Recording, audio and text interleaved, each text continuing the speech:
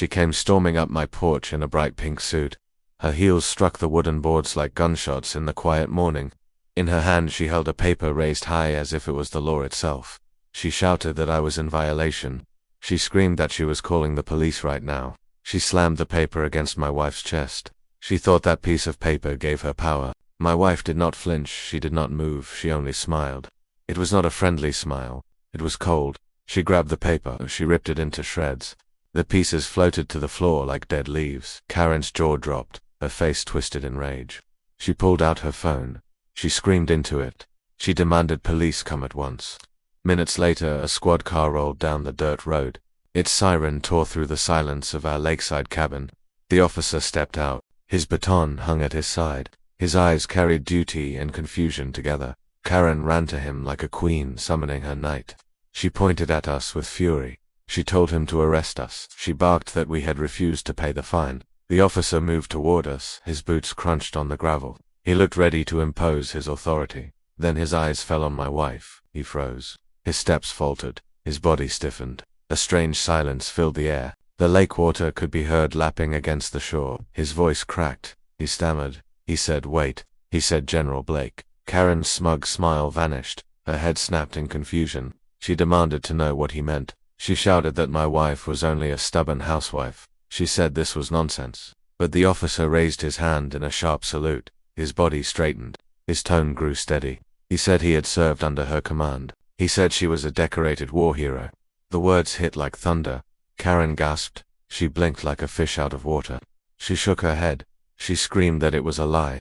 She yelled that generals do not live in wooden cabins. My wife tilted her head. Her eyes burned cold. She said she did not need marble floors to prove who she was. She said she did not answer to homeowners with clipboards. She stepped down the porch. Her boots struck the gravel like hammers. Karen stumbled back. She clutched her pearls as if death itself had appeared. The officer did not lower his salute. His eyes did not leave my wife. He warned Karen in a firm voice. He said if she placed another false notice, he would charge her with harassment. Karen's face burned red. She pointed a trembling finger at me. She screamed to arrest me. She said I was trespassing. She said she saw my truck parked near the lake. She shouted that this was not even my property. The officer turned his eyes on me. My chest tightened for a moment. My wife gave me a small smile. I stepped forward. I pulled a folded document from my pocket.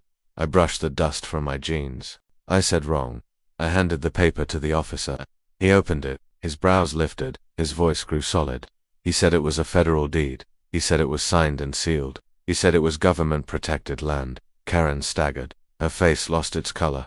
She cried that it was impossible. She said she had checked the records. My wife laughed. Her laugh was sharp like broken glass.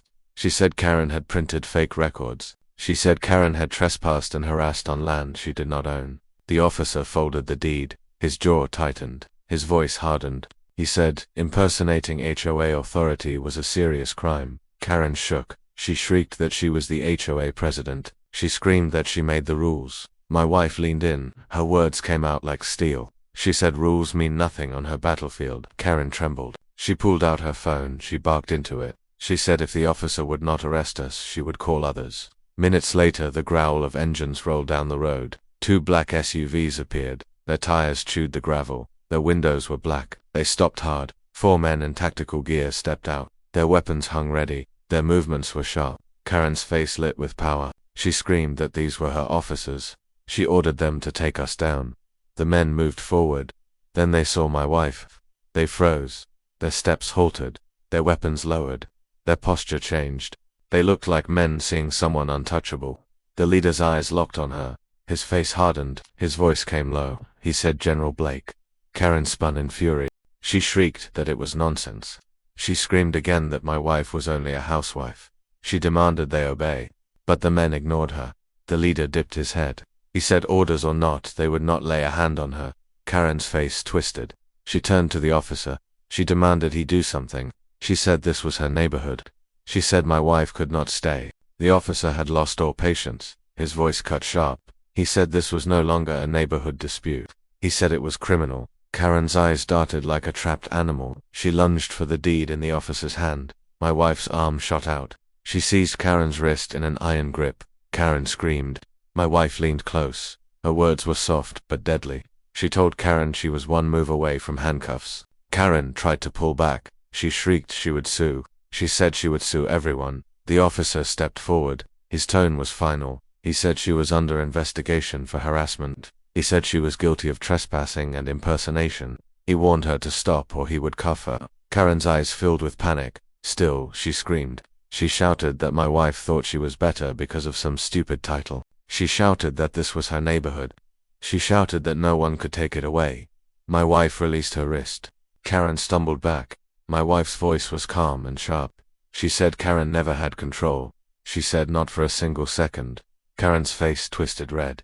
She grabbed her phone again. She screamed she would expose us. She screamed she would record and tell the whole neighborhood. She raised the phone. The leader of the armed men stepped forward. His voice boomed like thunder. He said stop. He said Karen did not understand who she was facing. He said General Blake was not only respected, he said she was protected. He said one false word online would destroy Karen, not my wife. Karen froze. Her thumb hovered over the screen. For the first time, doubt filled her eyes. She looked at me, then at my wife. My wife stepped closer. Her words came slow and heavy. She said Karen wanted to play HOA president. She said Karen had picked a fight with the United States government. At that moment, the officer's radio crackled.